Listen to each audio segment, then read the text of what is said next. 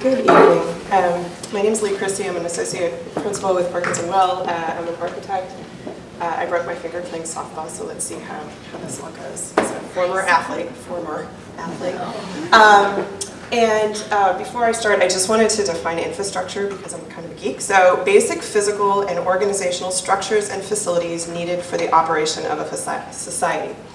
So my current obsession has brought me to food. We have worked with David several times on several projects. Mostly, y'all will know that first diagram you saw is a typical diagram we would do as architects to describe building systems. And I sort of got pushed by the property line in the building envelope to say, why aren't we plugging into more efficient systems? Why don't we understand if 3% of the water is actually usable, what are we doing with that water?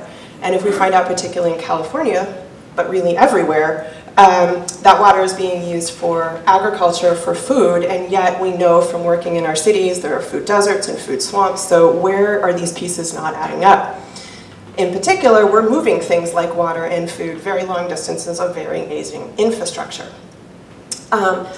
You think there might be a better way to do this, so hence we get into more the urban design and the urban planning, and the fact that food, as it relates to water and embodied energy and everything else, kind of becomes critical, and it's an infrastructure system that we don't talk a lot about when we talk about urban design or when we talk about architecture.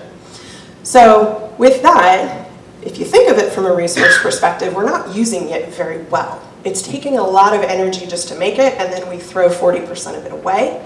That's not making economic sense or kind of health sense or anything else. So several of the projects that we've been undertaking and research projects have been looking at how do you effectively close that loop. And you can see not only from a resource perspective, but an economic perspective that there are many places for our economy to plug into these. These are thriving businesses, these are community places.